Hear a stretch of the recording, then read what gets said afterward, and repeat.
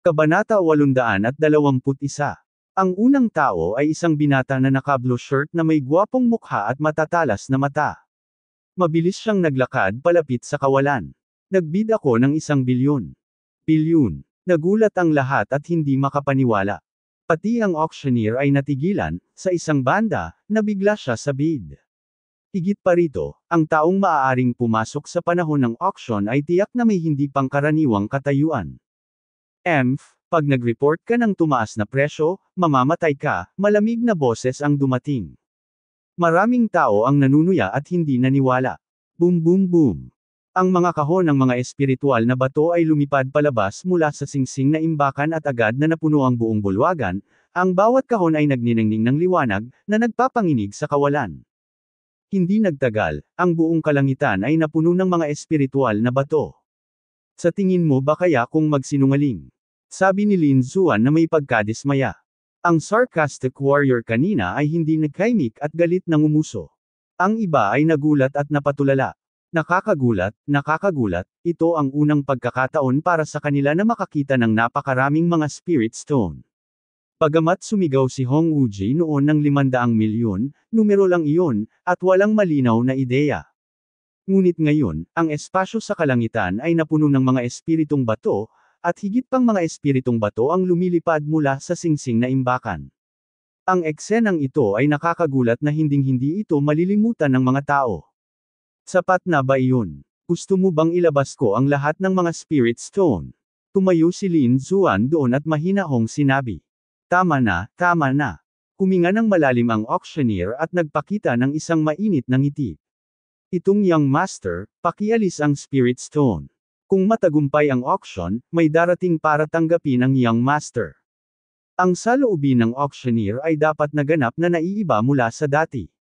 Tumango si Lin Zuan, iwinagayway ang kanyang manggas, at inalis ang mga espiritual na bato na pumupuno sa kalangitan. Hindi siya pumunta sa VIP room, ngunit nakahanap ng lugar na mauupuan kasama si Dong Fangxiong at ang tatlo pa. Huminga ng malalim ang auctioneer at saka malakas na sinabi, 1 bilyong espiritual na bato. Ang young master na ito ay nag-aalok ng 1 bilyong espiritual na bato. Siguro kung may pagtaas ng presyo.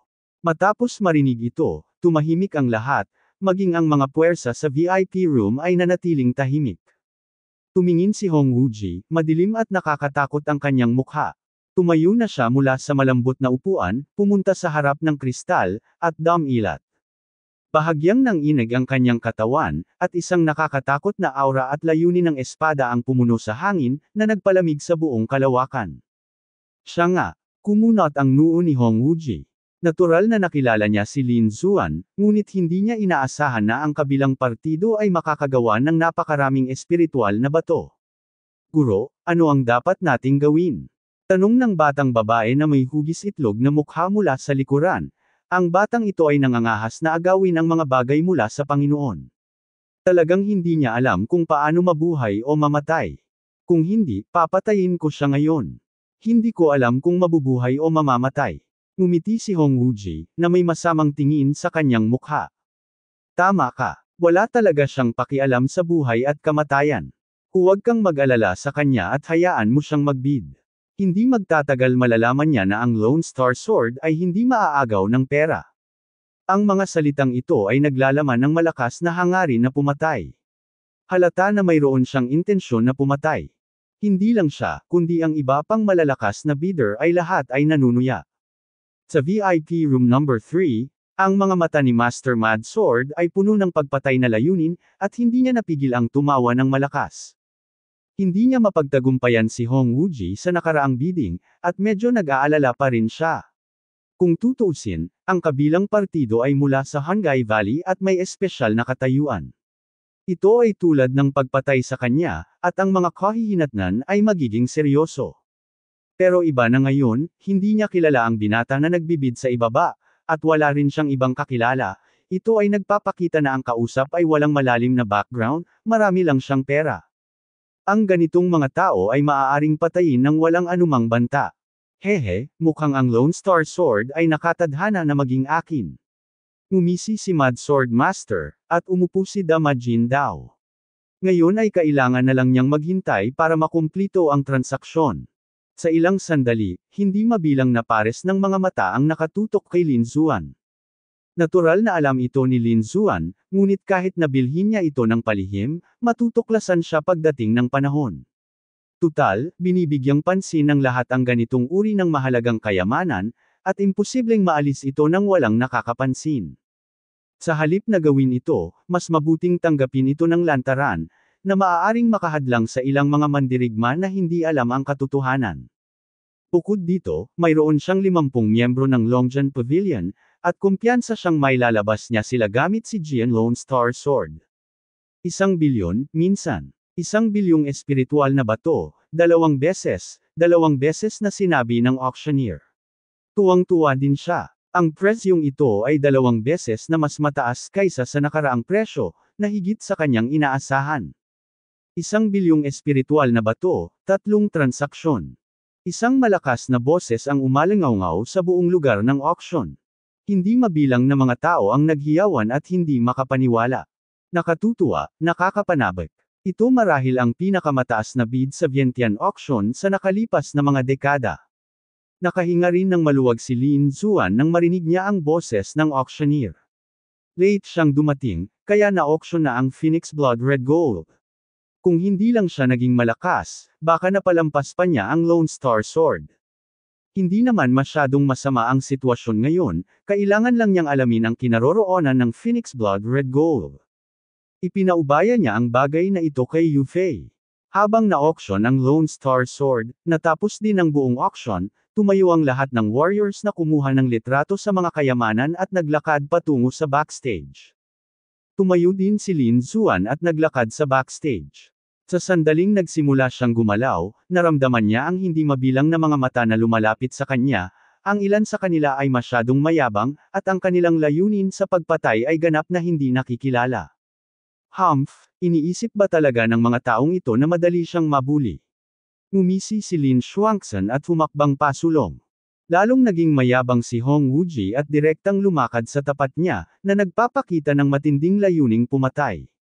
Ang layunin ng pagpatay ay napakalakas na pinalapot nito ang buong espasyo, at isang matalim na aura ang bumungad kay Lin Xuan. Kakaka, ang titig ni Lin Xuan ay parang isang espada, na tumutusok pasulong. Ito ay lubhang matalim at karapat-dapat sa isang kayamanan.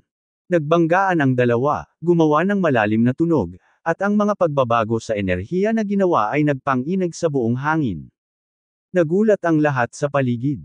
Alam nilang hindi ganoon kadaling hawakan ang Lone Star Sword, ngunit hindi nila inaasahan na may aaksyon ngayon. Boom! Nang makitang may kumikilos, humakbang din si Dong Fangxiong, na may nakakatakot na aura na umaaligid sa kanya, parang Magic Mountain, na sumasakop sa lahat ng direksyon. Kung may gusto kang gawin, pupuntahan kita. Gayunpaman, inabot ni Lin Xuan para pigilan siya. Sa sandaling ito, ang pinakamahalagang bagay ay makuha ang Lone Star Sword, kung hindi, walang saysay ang pakikipaglaban. Hindi pinansin ang mga ito at iyon, tumalikod si Lin Xuan at mabilis na naglakad pabalik. Sa pagtingin sa figurang iyon, maraming tao ang nanunuya, ang kanilang mga mata ay nagpapakita ng nakamamatay na layunin ng hindi ito itinatago. Pumunta si Lin Xuan sa backstage at tinanggap ng isang espesyal na mensahero. Hindi nagtagal, nakita niya ang auctioneer. Sir, ito po ang Lone Star Sword. Matandang lalaking nakasuot ng gintong robe ang auctioneer. Itinaas nito ang palad at naglabas ng isang treasure box. Pagkatapos, tumingin ang matandang lalaki kay Lin Xuan ng nakangiti. Oo, tumanggo si Lin Xuan at inihagis ang 3 storage ring. Masyadong marami ang 1 bilyong spirit stone para magkasya sa isang storage ring. Inilabas ng matandang nakasuot ng gintong robe ang storage ring, ginamit ang kanyang soul power para malaman ito, at pagkatapos ay nagpakita ng isang nasisiyahang ngiti. 1 bilyong espiritual na bato, wala ni isa ang nawawala. Pagkatapos, ibinigay niya ang kahon ng kayamanan sa kanyang kamay at sinabing, "Ngayon, ang Lone Star Sword ay pag-aari mo." Huminga ng malalim si Lin Xuan at kinuha ang square treasure box. Pagkatapos, dahan-dahan niyang binuksan. Isang simpleng mahabang espada ang tahimik na nakahiga sa kahon ng kayamanan, na naglalabas ng malamig na liwanag, tulad ng mga bituin sa langit, na namumulaklak ng mag-isa. Inabot ni Lin Xuan at hinawakan ang hilt ng espada, at biglang nakaramdam ng malamig na talas at ang nakatutuwang intensyon ng espada. Alam niya na ang espadang ito ay naka-channel na, at ito ay isang likas na pagtutol. Sa bahagyang pagsinghot, si Lin Xuan ay mayroon ding intensyon ng espada sa kanyang katawan at mabilis na itinurok ito sa Lone Star Sword. Boom! Ang dalawang puwersa ay nagbanggaan at nasa isang pagkapatas sa isa't isa, ngunit sa susunod na sandali, ang Great Dragon Sword Soul ay sumabog, tulad ng isang galit na dragon, at agad na sumugod sa Lone Star Sword. Buzz! Ang Lone Star Sword ay nanginginig, na parang nabuhay, naglalabas ng nakakatakot na liwanag, at ang talas nito ay ilang beses na mas malakas kaysa dati. Napakalakas. Pinuri ni Lin Xuan, hawak ang Lone Star Sword, pakiramdam niya ay siya ang may kontrol sa mundo. Napaka-misteryoso ng pakiramdam na ito, parang nagsanib ang tao at espada, nakakalasing. Sa tabi niya ay mas nabigla ang auctioneer. Nakakapagtaka talaga na kaya niyang isuko ang isang kalahating lupa na kayamanan ng ganoon kabilis. Alam mo, ma-inspire lang niya ito, pero hindi niya kayang supilan. Hindi inalis ni Lin Xuan ang Lone Star Sword, ngunit kinuha ang itim na scabbard at dahan-dahan itong ipinasok. Pagkatapos, ang kanyang espiritual na kapangyarihan ay naging seda, at dinala niya ang sinaunang espada sa kanyang likuran. Palm. Tumalikod si Lin Xuan at naglakad palabas. Sa labas ng backstage, hindi mabilang na mga tao ang nagtipon, at ang kanilang mga mata ay kumikinang sa nakakatakot na liwanag, malamig na kumikislap paminsan-minsan. Hinihintay nilang lumabas si Lin Xuan. Coming, may bulong. Biglang napatingin ang lahat. Sa kanilang pagdaan, dahan-daang lumabas ang isang binata na naka-blue shirt. Sa likod niya ay ang sinaunang tebak na ito, na kasing matalim ng isang banal na espada. Lone Star Sword. Hindi mabilang na mga tao ang bumulalas, ang kanilang mga mata ay nagninangas at hindi nakikilala. Sa di kalayuan, ang mga mandirigmang nanunood ay mas nabigla. Hindi nila inaasahan na hindi ito itinago ni Lin Xuan at direktang bitbit ang Lone Star Sword sa kanyang likuran. Gaano ka kumpiyansa ito na maglakas loob kang gawin ito? Humph, malay mo sa sarili mo. Alam mo naman na hindi mo kayang itago ang espada kaya hindi mo na lang itatago. Ngumuso naman ang isa. Anak, ibigay mo ang iyong espada, hindi kita papatayin. Ang Lone Star Sword ay hindi isang bagay na maaari mong hawakan. Ang malamig na tingin ay bumagsak kay Lin Xuan, na para bang gusto nila siyang tusukin. Nguso. Malamig na bamantong hininga si Lin Xuan at tumingin sa kalangitan na parang matalim na espada. Humihingal si Dingding. Maraming tao ang napaatras at namutla. Puno ng takot ang kanilang mga mata, ngunit natakot sila sa tingin ng kabilang partido. Ang iba ay nagbago rin ng kulay, ang lakas ng kabilang partido ay lampas sa kanilang imahinasyon. Gayunpaman, tumangala sina Hong Wuji, Venerable Mad Sword, at iba pa. Lahat, bawal ang away sa loob ng auction, naglakad palabas ang matandang nakasuot ng gintong damit at mataimtim na sinabi. Bagamat ang kanilang Vientiane Auction Company ay may malaking impluwensya sa lungsod, ang mga taong ito ay hindi may iwasang mabaliw kapag nahaharap sa kalahating lupa ng mga kayamanan, kaya't mas mabuting bigyan sila ng babala ng maaga. Huwag kang mag-alala, Elder Jin, hindi tayo kikilos dito. Nanindigan ang ilang mandirigma. Boy, let's go? Malamig na sabi ng isang lalaking may goatee, at pagkatapos ay gumawa ng paraan ang lahat para sa kanila. Maglakad. Pinati ni Lin Xuan sina Dong Fangxiong at Yu Fei, at pagkatapos ay naglakad palabas. Hindi ko alam kung mabubuhay ako o mamamatay, pero naglakas loob akong lumabas. Kung ako siya, dito ako magtatago habang buhay. Oo, sa kasong ito, kung lumabas ka, mamamatay ka. Pinag-usapan ng isang grupo ng mga tao na si Lin Xuan ay masyadong hanggal at nanganganib sa kamatayan kapag lumabas siya ng ganito. Napangisi si Yu Fei nang marinig niya ang mga pag-uusap na ito. Kung alam ng mga taong ito kung gaano karaming tao ang naghihintay sa kanila sa labas, iniisip ko kung iiyak ang mga taong ito. Tapik. Panay ang lakad ni Lin Xuan patungo sa exit, habang ang mga tao sa magkabilang gilid sa likod niya ay kinakabahan. Maraming tao ang lihim na gumamit ng kanilang espiritual na kapangyarihan, inilabas ang kanilang mga kayamanan, at naghanda na lumabas. Nagpasya sila na hanggat lumabas si Lin Xuan sa pinto, kikilos sila. Napakahalaga ng hakbang na ito. Kung sino ang unang makakakuha ng espada at makaalis ng ligtas ay makakamit ang mahusay na tagumpay. Namuo ang espasyo, naging tense ang kapaligiran, at ang mga mata ng lahat ay kumikislap, nakatingin kay Lin Xuan. Sa susunod na sandali, sa wakas ay lumabas si Lin Xuan sa pintuan ng auction. Aktwal, hindi mabilang na mga tao ang sumigaw, ang kanilang pisikal at espiritual na kapangyarihan ay sumabog, at sila ay sumugod. Kuya Xuan, ang liwanag ay unti-unting lumiwanag, at ang isang koro ng mga hiyawan ay nagmula sa labas, tulad ng isang bakal na kabayo, na nakakabigla sa mga puso ng mga tao. Ang mga boses na iyon ay napalitan ng puwersa na sumabog sa lahat ng direksyon. Puff! 12-dosenang mga figure ang nagsuka ng dugo at lumipad pabalik. Bang bang bang! Ang mga taong ito ay bumangga sa mga kalapit na gusali, gumawa ng mahinang tunog. Ang mga mandirigmang iyon na hindi kumilos ay naapektuhan din, at ang kanilang mga mukha ay namutla. Ano? Nang makita ng lahat ang sitwasyon sa kanilang harapan, lahat sila ay natigilan. Sa harap, 50 kabataan ang magalang na tumingin kay Lin Xuan.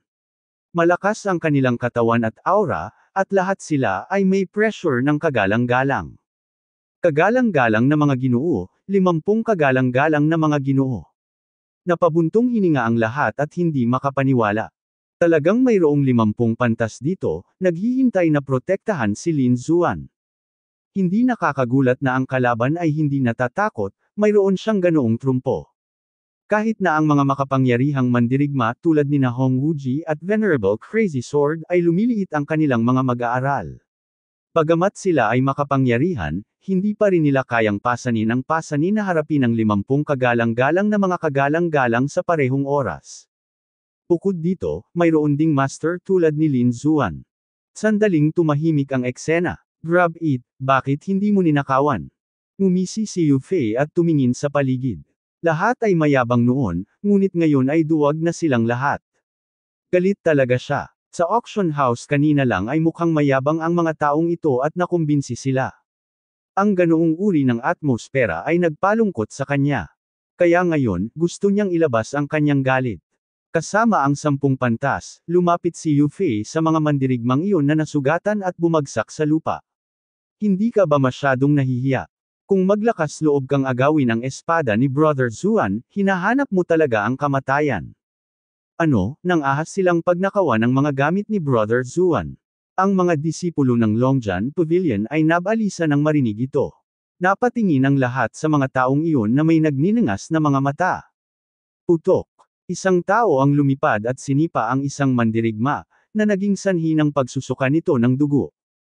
Lumapit si Yu Fei sa Goatee Warrior, itinaas ang kanyang mga palad, at sinampal siya ng malakas ng ilang beses. Bang bang bang. Hindi nagtagal, naging ulo ng baboy ang mandirigma. Ang lahat ng mga mandirigma na kumilos ay hindi naligtas, at lahat ay binugbog ng mabangis. Hindi rin naglakas loob na kumilos ang iba, biro lang, sino ang makakatalo sa 50 venerables? Kung magtutulungan tayo, hindi ako naniniwalang hindi natin sila matatalo, may lihim na pagpapalakas ng loob. Nguso. Nanliit ang mga mata ni Lin Xuan, at itinaas niya ang kanyang kamay para hampasin gamit ang isang sword energy, na agad na nagpatalsak sa lalaking nagtatago sa kadiliman. Kung sino man ang gustong kumilos, sasamahan kita hanggang dulo. Tumingin siya sa paligid sa lahat ng direksyon na may walang katapusang kapangyarihang pangangibabaw. Walang kumilos, at maraming mahihinang mandirigma ang umatras. Gayunpaman, hindi lahat ay may ganitong uri ng dahilan, at maraming tao ang nasilaw sa kayamanan. Sandali lang, sinong nagsabing umalis ka? Isang malamig na ungol ang tumunog. Sandali lang, sinong nagsabing umalis ka? Malamig na boses. Huminto si Lin Xuan at tumingin sa likod. Wow! Kung saan siya tumingin, agad na naghiwa-hiwalay ang mga tao, at walang nang ahas na tumayo. Gayunpaman, 3 figure ang hindi natinag at nakatayo pa rin doon. 2 lalaki at 1 babae, pambihira sa martial arts at makapangyarihan sa katawan at aura. Sila pala, mga alagad ng pamilya yan, bulalas ng isang tao, hindi inaasahan na ang mga disipulo ng pamilya yan ay malapit ng kumilos. Sumimangot din si Lin Zuan. Nakita na niya ang 3 taong ito dati. Hindi nagtagal, pumasok silang 3 sa auction sa harapan niya sa pagmamayabang na paraan. Sa oras na iyon, alam niya na ang mga taong ito ay mga disipulo ng pamilya yan. Hindi ko lang inaasahan na ang mga taong ito ay gagawa ng aksyon ngayon. Isang kabataang lalaki sa kaliwa ang may masamang ngiti at mapang-uyam na tingin sa kanyang mukha. Tinitigan niya si Lin Zuan at nakangiting sinabi, "Ngayong nakuha mo na ang espada, bakit ka magmadaling umalis? Bakit hindi mo ilabas mo at makita ng lahat?" Bamantong hininga ang mabagsik na binata sa kanan, "No need to talk to him, just kill him." Pero iisa lang ang ulo niya. "Dapat mo ba siyang patayin o ako?" Nakangiting sabi ni Yan Chong, isang masamang binata. "Madaling hawakan ito. Sabay-sabay tayong umatake. Kung sino ang unang pumatay sa kanya ay makakakuha ng Lone Star Sword," sabi ng mabagsik na binata na si Yan Ling. "Ito ay isang magandang ideya, gusto ko ito." Tumango ang masamang binata na si Yan Chong, ngunit ang kanyang singsing na imbakan ay pag-aari ko. Sa palagay ko dapat mayroong maraming magagandang bagay dito. Okay. Hindi naman tumanggi ang mabagsik na binata na si Yan Ling. Nag-usap silang dalawa na para bang si Lin Zuan ay isang biktima na naghihintay na katayin at maaaring patayin anumang oras. Sa kanilang pananaw, ang mga disipulo lamang ng pamilyang yan ang karapat-dapat na magkaroon ng walang kapantay na kayamanan tulad ng Lone Star Sword, at walang ibang karapat-dapat dito. Nang marinig ang kanilang mga salita, ang mga disipulo ng Longjian Pavilion ay nanginginig sa galit, ang kanilang mga mata ay puno ng galit. "Brother Zuan, hayaan mo akong patayin sila," sabi ni Wang Li na nagngangalit ang mga ngipin. "Hindi, pupunta ako ng personal," pinigilan sila ni Lin Zuan at sinabi sa malalim na boses. Ang kanyang mga mata ay malamig na kumikislap, na may nakamamatay na layunin. Gumastos siya ng 1 bilyong batong espiritu upang bilhin ang Lone Star Sword. Kahit sinong maglakas loob na samantalahin siya ay magkakaroon lamang ng isang kahihinatnan. Ibig sabihin, kamatayan. Ang katawan ni Lin Zuan ay lumundag na may layuning pumatay, tulad ng isang espada na pumapatay, na umaakyat sa kalangitan. Gayunpaman, hindi ito natakot sa mga disipulo ng pamilyang yan, ngunit sa halip ay pumukaw ng kanilang paghamak. "Anak, ipapaalam ko sa iyo na hindi ka karapat-dapat na angkinan ng Lone Star Sword." Ngumiti ng masama ang masamang binata na si Yan Chong. "Ang mga mahuhusay na alagad lamang ng ating pamilyang yan ang karapat-dapat na magkaroon nito."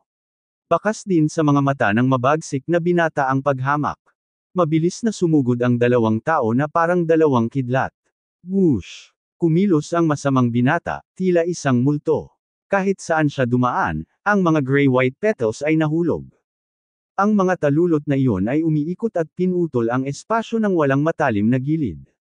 Sa kabilang banda, kumilos din ang malamig na binata. Isang nakakatusok sa puso na lamig ang kumalat at napuno ang buong espasyo. Kasama nito, mayroon ding nakakatakot na kapaligiran ng pagpatay.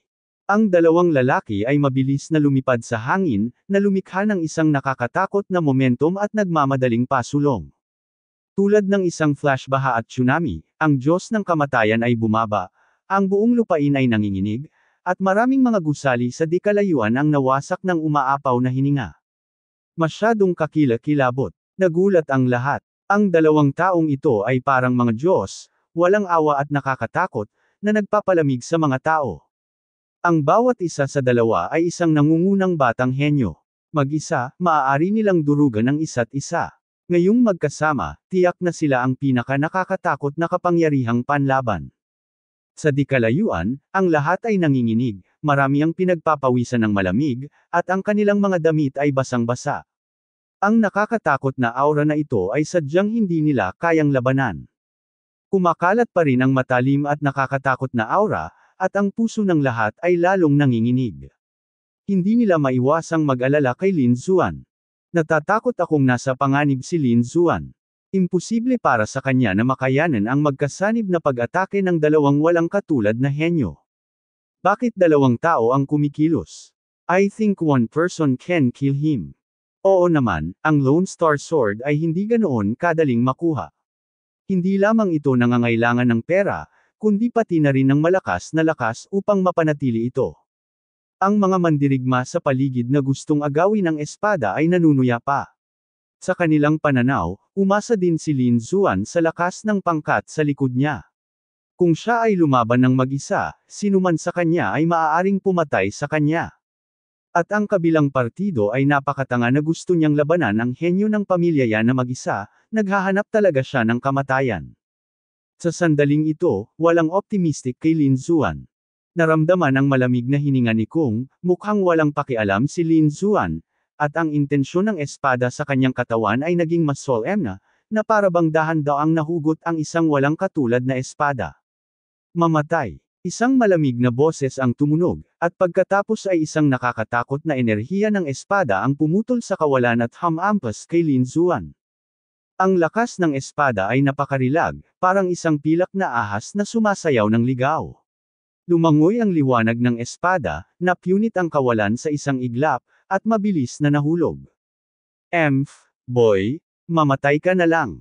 Sa kabilang banda, ang masama at kaakit-akit na binata na si Yan Chong ay may dalang sword energy na parang petals at hinampas siya ng baliw.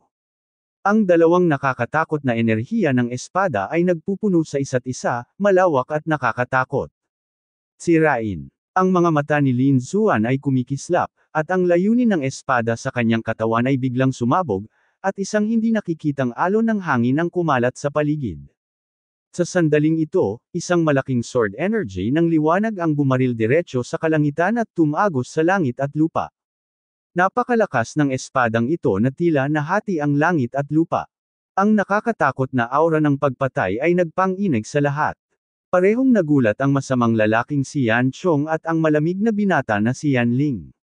Nagulat sila sa eksenang ito at hindi makapaniwala. Ang lakas ng kalaban ay lampas sa kanilang imahinasyon. Kahit na, mas malakas sila. Ito ay imposible. Ang dalawang tao ay umungal sa kanilang mga puso, ngunit sa susunod na sandali, si Lin Xuan ay naging isang sword light at mabilis na sumugod patungo sa dalawang tao. Sa isang iglap, ang napakarilag na enerhiya ng espada ni Kung ay naputol, tulad ng isang piraso ng tela, na napunit ng walang awa. Isang mas nakakatakot na dugong sword energy ang bumalot sa katawan ng malamig na binata sa isang iglap. Nagkaroon ng hiyawan, tumalsik ang dugo, at ang buong espasyo ay kinulayan ng pula ng dugo. Nanginginig ang puso ng lahat at nagmamadaling tumingin sa paligid, nakita na lamang nila ang katawan ng mabagsik na binata sa kanyang harapan na basag at nahati sa dalawang bahagi. Ang nakakapagtaka pa ay ang dugong bumuhos ay mabilis na namuo sa hangin, at naging dugong espada. Iskarlata na pula at mapanghusga, na may napakapangit na aura ng pagpatay. Anong patay? Nagulat ang lahat. Hindi nila inaasahan na sa isang galaw lang mapapatay ang mayabang at makapangyarihang henyo ng pamilya Yan. Tahimik na kumalat ang takot sa mga tao, at ang mga mandirigma na orihinal na nagplano ng Lone Star Sword ay mas natakot. Maraming tao ang nanginig at tinalikuran ang ideyang agawin ang espada. Hindi nila akalain na malakas ang mabagsik nilang binata na si Yan Ling. Dahil kayang patayin ng kabilang partido si Yan Ling sa isang galaw, ang pagpatay sa kanila ay parang pagkatay ng aso. Bagamat maganda ang Half-Earth Sword, kailangan mong magkaroon ng buhay para tamasahin ito. Sa loob ng ilang panahon, kalahati ng mga tao ang may intensyon na umatras at hindi ng ahas na maging kaaway ni Lin Xuan. Hindi pwede, imposible ito. Sa tabi niya, ang mukha ng masama at kaakit-akit na binata na si Yan Chong ay nagbago ng husto, ang kanyang mga mata ay puno ng hindi paniniwala. Ang lalaking tinuturing niyang langgam ay talagang pinatay ang kanyang kasama sa isang galaw. Masyadong nakakaloka ang eksenang ito para tanggapin niya. Matapos patayin si Yan Ling gamit ang isang espada, hindi nagpakita ng ekspresyon si Lin Xuan. Nilinggan niya ang kanyang mga mata at tinitigan si Yan Zong. Ikaw, anong gusto mong gawin? Ang masama at kaakit-akit na binata na si Yan Chong ay nababalot ng tingin ni Lin Xuan, at ang kanyang katawan ay biglang nanginig, ang takot ay bumangon sa kaibuturan ng kanyang puso. Anak, binabalaan kita, alagad ako ng pamilya Yan. Kung maglakas loob kang hawakan ako, patay ka. Nawalan ng lakas ng loob si Yan Chong na kumilos sa sandaling ito, at magagamit lamang niya ang pagkakakilanlan ng kanyang pamilya para supilan ang kalaban. Ngunit sa harap ng iba, ang kanyang mapagmataas na katayuan bilang isang disipulo ng pamilya Yan ay wala sa harap ni Lin Zuan. Isang disipulo ng pamilyang Yan, nanunuya si Lin Zuan, napatay ko na ang isang disipulo ng pamilya Yan, sa tingin mo ba ang pamilya Yan ay makikipagkasundo sa akin? Dahil lahat sila ay nasaktan, ano ang pagkakaiba ng pagpatay ng isa sa pagpatay ng dalawa? Malamig ang ekspresyon ni Lin Zuan, wala siyang balak na pakawalan ang kausap. Naramdaman ang titig ni Lin Zuan at ang malamig na nakamamatay na aura sa kanyang katawan, nadurog ang puso ng masamang binata. Alam niyang kahit anong mangyari, hindi siya pababayaan ng kabilang partido. Sa sandaling ito, nakaramdam siya ng walang katapusang panghihinayang sa kanyang puso. Bakit kailangan niyang humakbang pasulong at siya ang unang hamarang? Kung maaari silang maghintay ng ilang oras at maghintay para sa iba na kumilos, kung gayon malalaman nila ang takot ni Lin Zuan at marahil ay hindi sila gagawa ng aksyon. Pero ngayon, huli na. Sa pag-iisip nito, ang masamang binata ay umungol ng galit, at ang kanyang buong katawan ay sumambulat muli ng malakas na aura, at ang walang katapusang espiritual na enerhiya ay lumundag na parang isang malakas na ilog. Hindi ganoon kadaling patayin ako. Ang kanyang itim na buhok ay lumilipad, at ang kanyang buong pagkatao ay mukhang masama. Ang hindi mabilang na kulay abong puting mga talulot ay mabilis na umikot sa paligid, na bumubuo ng isang nakakatakot na aura ng espada. Ngayon ka lang nagtagumpay dahil naging pabaya kami, kung hindi, hindi mo pa napatay si Yanling sa isang galaw. Ang masamang binata ay kumalma sa sandaling ito, at ang kanyang mga mata ay kumikinang ng kakilakilabot. Sa katunayan, hindi nila sineseryoso si Lin Zuan noon, kaya bagaman nakakatakot ang mga pag-atake na ginawa nila, ito ay mga ordinaryong pag-atake lamang. Sa kanyang palagay, tiyak na minamaliit nila ang kalaban at hinayaan ang kalaban na samantalahin sila, ngayon ay ginamit na niya ang kanyang martial spirit at buong lakas niyang hinampas, at tiyak na mapapatay niya ang kalaban. Sa pag-iisip nito, muling nanambalik ang kumpiyansa ng kanyang mga mata, at muling lumitaw ang masamang ngiti sa gilid ng kanyang bibig. Sa pagkakataong ito, hindi na kita bibigyan ng pagkakataon. I will go all out to kill you instantly. Oo, inaabangan ko. Si Lin Zuan ay nakatayo sa likod ng kanyang mga kamay, na parang master ng espada. Hindi niya ginamit ang Lone Star Sword sa likod niya, ngunit iwinagayway ito gamit ang isang braso, kinokontrol ang kulay dugong espada sa kalangitan, at mabilis itong nilaslas. Kamatayan sa korte. Galit na sumigaw ang masamang binata, lumilipad ang kanyang itim na buhok, naging isang nakakatakot na enerhiya ng espada, at mabilis na hamampas kay Lin Zuan. Sa likod niya, nabuo ang isang kulay abo puting espada na hugis ahas, na naglalabas ng nakakatakot na aura. Anak, mamatay ka na lang. Sa pagkakataong ito, ginamit niya ang kanyang martial spirit ng buong lakas, at ang kanyang kapangyarihan sa pakikipaglaban ay ilang beses na mas malakas kaysa dati. At ang kabilang partido ay naglakas loob na hamakin siya, gamit lamang ang kanyang braso para kontrolin ang dugong espada sa langit. Ang walang ingat na ugali na ito ang nagpabaliw sa kanya. Teka lang, babayaran mo ang kaiabangan mo. Ang masamang binata na si Yan Chong ay mukhang mabangis, at nanumpa siya na papatayin niya si Lin Zuan sa ganitong suntok. Boom! Ang buong kawalan ay nanginginig, at ang hindi mabilang na dugo pulang aura ay kumalat mula sa orihinal na malinaw na kalangitan, na bumubuo ng isang malawak na dagat ng dugo. Ang dagat ng dugo ay lumundag, gumawa ng dumadagandong na tunog, at ang hiningang iyon ay nagpang-inag sa puso ng mga tao. Sa gitna ng dagat na ito ng dugo, mayroong isang dagwang mahabang espada, kakaiba at eskarlata, na nagpapalabas ng isang napakalaking aura ng pagpatay. Sa patnubay ng braso ni Lin Zuan, ang nakakatakot na dagwang espada ay naging kidlat at mabilis na tumama pababa. Sa sumunod na sandali, nabangga nito si Ye Zaimi Yang Yan.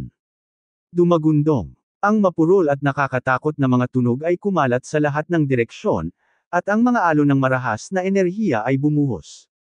Ito ay may halong hindi mabilang na dugong enerhiya ng espada, tulad ng mahabang ilog ng dugo, na tumatawid sa apat na direksyon, nakakatakot. Ang buong katawan ni Yan Chong ay ganap na nabalot ng enerhiya ng Blood Sea Sword. Pagtingin sa nakakatakot na eksena sa kalangitan, ang lahat ay nanginig at hinihingal. Sobrang nakakatakot, nakakaloka. Sa hindi inaasahan, ang casual na pag-atake ni Lin Xuan ay maaaring lumikha ng isang nakakatakot na momentum. Hindi ko alam kung kayang labanan ito ni Yan Chong.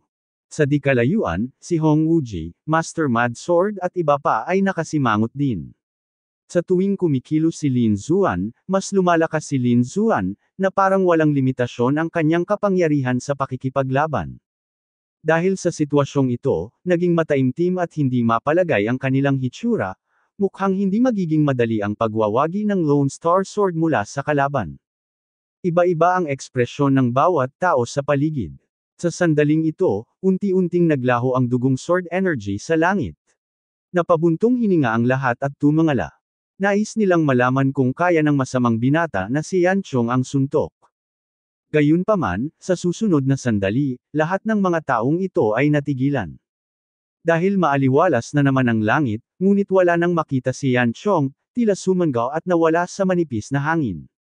Nakatakas ka ba? Nagtataka ang ilang tao at tumingin sa lahat ng direksyon. Oo, nakatakas siya. Sa ibaba, ang huling alagad ng pamilya Yan, ang magandang babae, ay kinakabahan ding humawak sa sulok ng kanyang damit, mukhang hindi mapakali at patuloy na inaaliw ang sarili.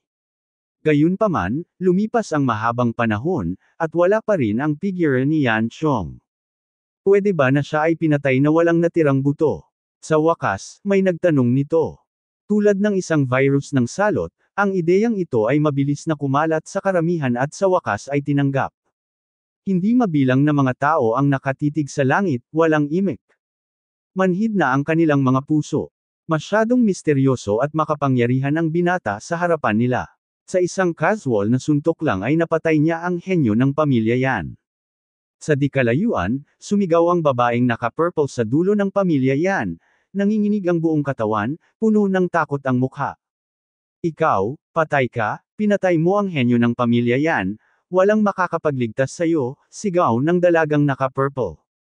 Ang galing ng pamilyang Yan, nginisya ni Lin Xuan, nararapat na tawaging henyo ang ganyang tao. Sa palagay ko, mas masahol pa siya sa basura. Natahimik ang lahat, pumayag sa mga salita ni Lin Xuan.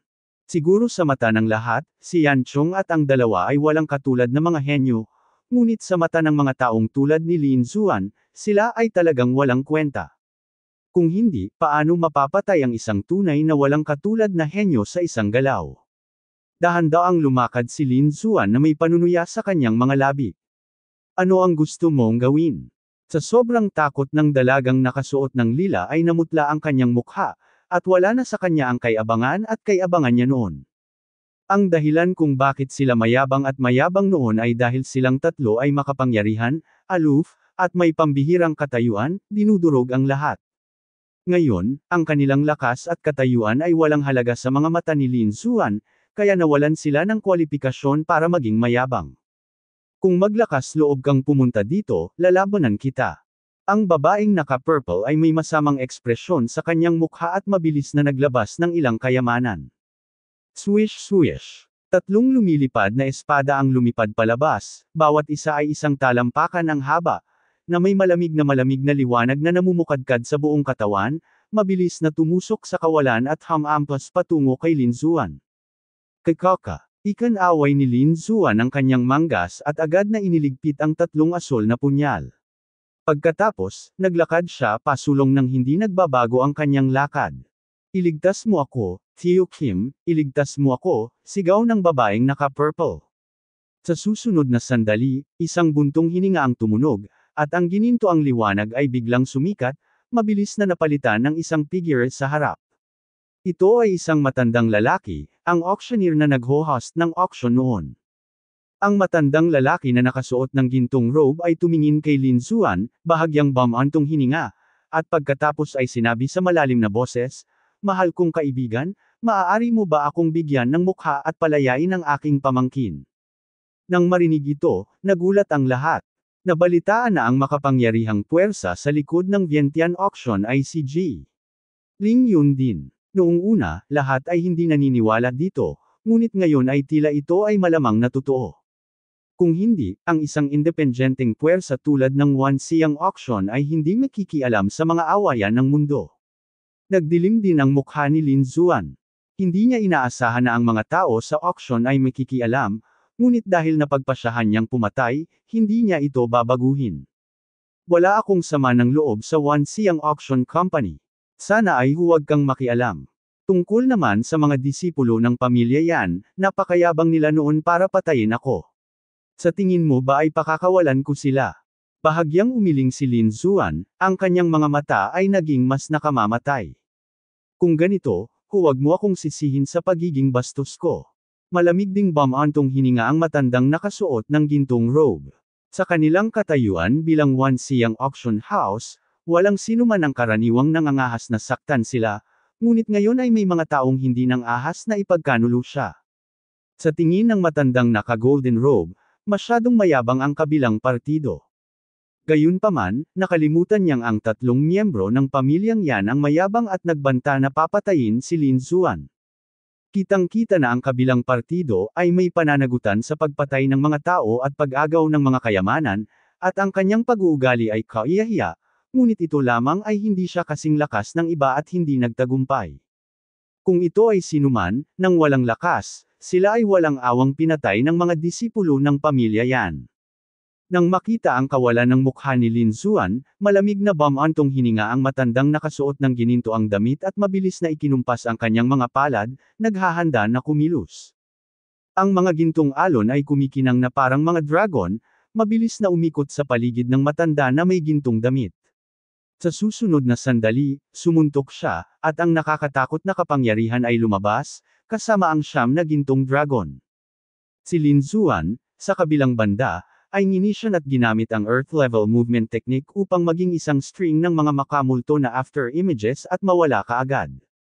Sabay gamit ng kanyang mga daliri para ishoot ang tatlong lumilipad na espada na nakolekta niya kanina. Siyam na mabangis na gintong dragon ang hamampas sa hangin at pinunit ang kawalan, habang ang tatlong lumilipad na espada ay parang kidlat, na agad na tumama sa mga miyembro sa likod ng matanda na nakasuot ng ginintoang lalaki. Sa parehong hakbang, ang bawat tao ay nag-alis ng nakakatakot na momentum, at 5 makapangyarihang puwersa na nagtitipon ay kayang sugpuin ang lahat. Napakaganda ng kapangyarihang ito na direktang nabigla ang lahat sa Vientiane auction. Ang matandang nakasuot ng gintong robe ay may malungkot na mga mata at isang nakakatakot na madilim na mukha. Hindi man kasing dami ng mga kalaban nila, bawat isa sa kanila ay talented elite at kayang durugan ang lahat ng partido. Kung talagang lalaban sila, siguradong mabibigat na pagkatalo ang kanilang Vientiane Auction House. Isa lang siyang elder ng auction club at hindi kayang tiisin ang kahihinatnan. Noong una ay gusto niyang gamitin ang kanyang kapangyarihan para sugpuin ang kabilang partido, ngunit sa hindi inaasahang pagkakataon, madali siyang napigilan ng kabilang partido at lumaban. Ang pakiramdam na ito ng pagkasakal ay halos samuka ng dugo ang matandang nakasuot ng gintong damit. Saglit, ang matandang nakasuot ng ginintoang damit at ang Vientiane Auction Warrior sa likod niya ay nasa isang dilema at natigilan sa kinatatayuan. Nagulat ang mga mandirigma na nanunood. Sa loob ng maraming taon, walang nang-ahas na makipagkumpetensya sa Wansiyang auction. Maging ang pamilya Huang Leng sa Wenfeng City ay hindi nang-ahas na maging masyadong mapangahas. Ngunit ngayon, ang isang binata na wala pang 20 taong gulang ay talagang nakagawa ng isang nakakagulat na hakbang, at kahit na matagumpay na nabigla ang Vientiane auction. Nakakaloka talaga ito. Tinitingnan ng naaagrabyado na mukha ng kabilang partido, malamig na nagsalita si Lin Zuan.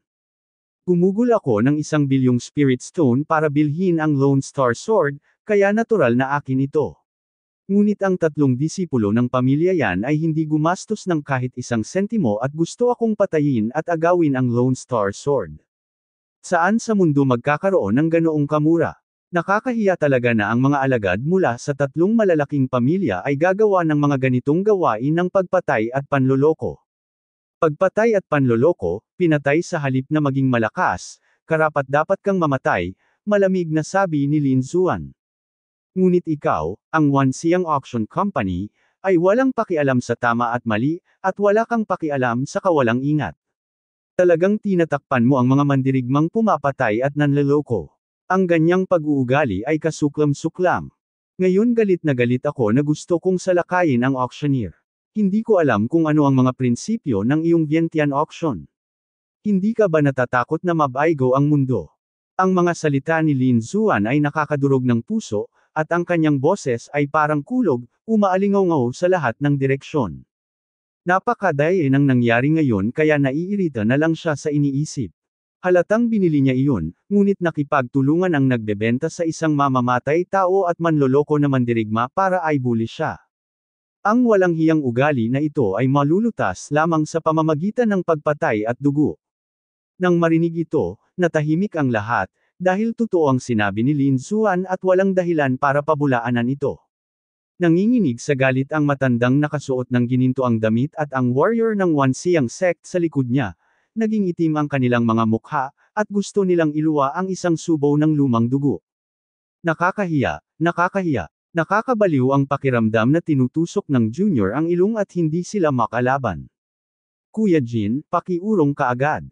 Biglang may sumigaw, at pagkatapos ay nagbago ang kawalan, at isang magandang figure ang lumitaw.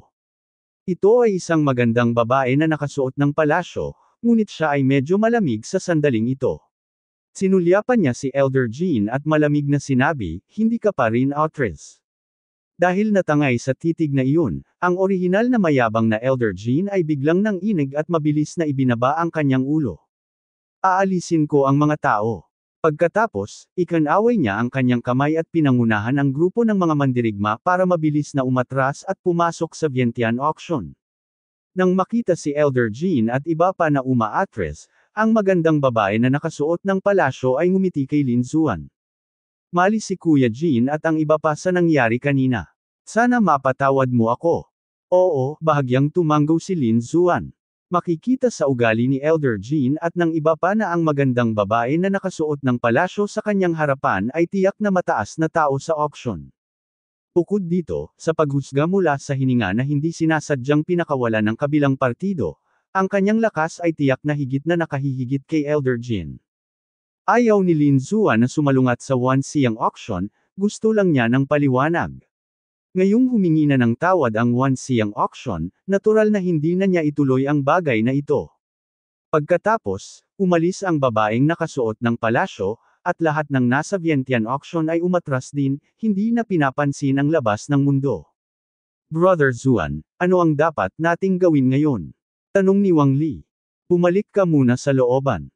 Sinabi ni Lin Zuan na kahit na nakuha na ang Lone Star Sword, hindi alam ng Phoenix Blood Red Gold kung sino ang bumili nito, at dapat itong malaman.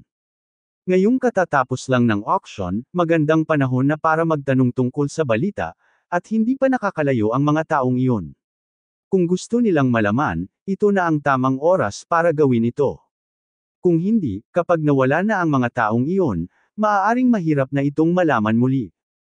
Sa orihinal, si Lin Zuan ang nagmamay-ari ng Lone Star Sword. Kung mananatili siya sa Wenfeng City ng isang araw pa, mas malalagay siya sa panganib. Gayunpaman, para sa Phoenix Blood Red Gold, kailangan niyang makipagsapalaran. Sa ganitong paraan, Dongfang, kunin mo ang mga tao at umalis ka muna. Dito muna ako mananatili at maghihintay ng balita bago bumalik sa akademya. "Brother Zuan, hindi kami aalis," sabi ni Wang Li at ng iba pa na may mga titig. "Hindi, umalis ka dali. The matter involving the Lone Star Sword is very involved. Maaaring may ilang nakakatakot na tao na lalabas sa hinaharap. Masyadong delikado para sa iyo na narito. At saka madali lang naman akong gumalaw mag-isa. Kahit na hindi ko talaga sila matalo, hindi man lang nila ako maiisip na itago." Si Lin Zuan ay may walang katapusang kumpiyansa sa sarili. Siya ay may Earth-level body skills at Xuanyu Tai. Kahit na malakas ang kalaban, maaari siyang umalis ng mahinahon. Matapos malaman ang tungkol sa mga paraan ng pagliligtas ng buhay ni Lin Zuan, pumayag ang mga taong ito na bumalik muna sa akademya. Si Yufei ay lumabas upang magtanong tungkol sa balita, si Lin Zuan ay nagtago sa Wenfeng City, at sina Dongfeng Xiong at Wang Li ay bumalik sa akademya kasama ang 50 Longjian Pavilion na disipulo sa magdamag. Ang 50 kagalang-galang ay talagang isang malakas na tulong, at maging si Lin Zuan ay labis na naantig, ngunit sa pagkakataong ito ang mga bagay ay masyadong mapanganib. Ang paglitaw ng isang walang katulad na sandata tulad ng Lone Star Sword ay maaaring makaakit ng ilang nakakatakot na mandirigma na kumilos. Kung ang isang disipulo ng Dragon Sword Pavilion ay nasugatan sa labanan, ito ay isang malaking kawalan sa kanya. Ang mga taong ito ay pawang mga henyo na may mga pambihirang talento.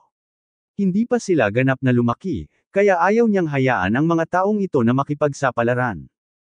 Higit pa rito, talagang mas maginhawa para sa kanya na kumilos ng mag-isa. Una sa lahat, nagtataglay siya ng mga kasanayan sa paggalaw sa antas ng lupa, at maging ang kagalang-galang na pangatlong antas ay hindi tugma para sa kanya sa mga tuntunin ng bilis. Higit pa rito, mayroon din siyang Yi Tianju, isang espesyal na paraan ng pagtatago. Kung aalis siya, kakaunti ang makakapidyaw sa kanya. Kung tungkol sa marka ng dugo sa katawan, ito ay nawasak at pinatay ng Great Dragon Sword Soul. Sa gabi, nakaupo si Lin Xuan na naka-cross-legged sa courtyard at tahimik na nag-ensayo. Maraming mga labanan sa mga nakaraang araw, na masasabing napakadelikado. Mas marami siyang napatay na mga kagalang-galang sa mga nakaraang araw kaysa sa lahat ng iba pang pinagsama-sama noong nakaraan. Bagamat mapanganib, napakalaki rin ng mga benepisyo. Ang kanyang pamana sa Blood Sword Killing ay matagumpay na nakapasok sa ikalawang antas at ngayon ay umabot na sa rurok ng ikalawang antas. Natatakot ako na hindi magtatagal bago siya makalusot sa ang ikatlong antas. Nakakamangha ang ganitong uri ng bilis ng pambihirang tagumpay. Dapat mong malaman na ang pamana ng pagpatay sa dugo ng espada ay pamana ng hari, at ang antas ng kayamanan at kahirapan nito ay maihahambing sa antas ng Earth-level martial arts. Gayunpaman, halos maabot na ni Lin Xuan ang ikatlong antas sa napakaikling panahon, at ang bilis ng kanyang paglilinang ay talagang nakakagulat. Siyempre, ito ay may kaugnayan sa kanyang labanan. Ang kakanyahan at dugo ng napakaraming pantas ay hinigop ng dugong espada. Ito ang dahilan kung bakit mabilis na makalusot ang pamana ng pagpatay ng espada sa dugo. Sa oras na ito, lahat ay umalis, at si Lin Xuan ay nag-iisa sa buong courtyard. Magiliw ang simoy ng hangin sa gabi, na nagpakalusko sa mga dahon, at nahulog ang malabo na liwanag ng buwan, na nagkalat ng isang layer ng gasa. Sa sandaling ito, sa labas ng patio, mabilis na lumitaw ang isang figure na parang makamulto na usok. Ito ay isang binata na maputi ang mukha at walang balbas, nakatingin sa looban sa harapan niya, kumikislap ang mga mata. Kasabay nito, biglang idinilat ni Lin Xuan ang kanyang mga mata sa looban, at isang matalim na liwanag ng espada ang lumiwanag mula sa kanyang mga mata.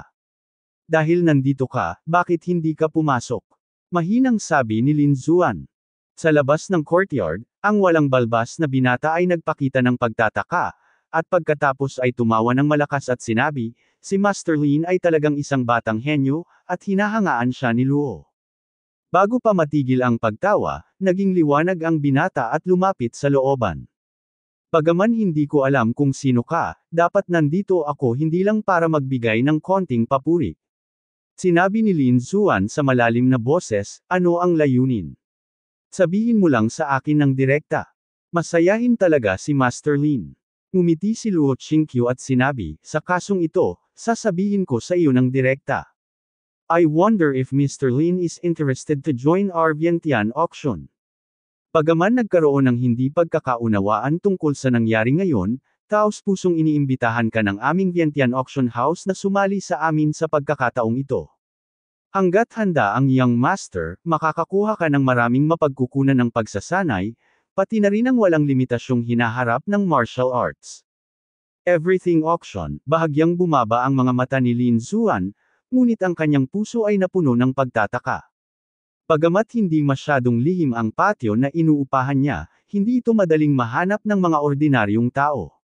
Hindi bababasa, hindi nakita ng pamilya Huang o ng pamilya Leng ang lugar na ito dati. Gayunpaman, ngayon, sa loob lamang ng kalahating araw, nalaman ng Wan Xiang auction ang kanyang tirahan. Ang kapangyarihang ito ay talagang kamangha-mangha. Ang Vientiane auction ay karapat-dapat na maging parang Panginoong puwersa sa Wenfeng City. Kung ang ganitong pagkakataon ay ipinakita sa mga ordinaryong tao, tiyak na matutuwa sila. Ngunit si Lin Xuan ay hindi siya sasali sa anumang puwersa. Gayunpaman, hindi agad siya tumanggi, magtatanong man lang siya tungkol sa Vientiane auction. Maaari ko rin naman itong mga bagay na binanggit mo, kaya bakit ako sasali sa Vientiane auction? Nang marinig ang mga salita ni Lin Xuan, ngumiti ang binata, na may matinding kumpiyansa sa kanyang pagtawa. Mr. Lin, maaaring hindi mo alam ang isang bagay, ngunit mayroong higit pa sa Vientiane auction kaysa sa nakikita ng mata. Hindi ko masasabi ang higit pa tungkol sa mga detalye, ngunit maaari kong sabihin sa iyo ng kaunti.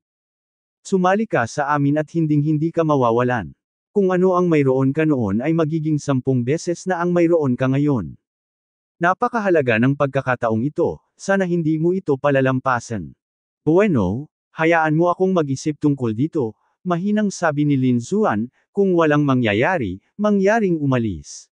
Gusto kong magsanay. Kalmado ang boses ni Lin Xuan, ngunit halatang halata ang kanyang pagtanggi.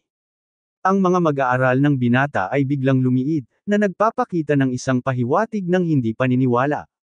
Gayunpaman, bilang isang mahalagang tao sa auction, mayroon pa rin siyang kaunting determinasyon, at hindi nagtagal ay bumalik ang binata sa kanyang normal na sarili.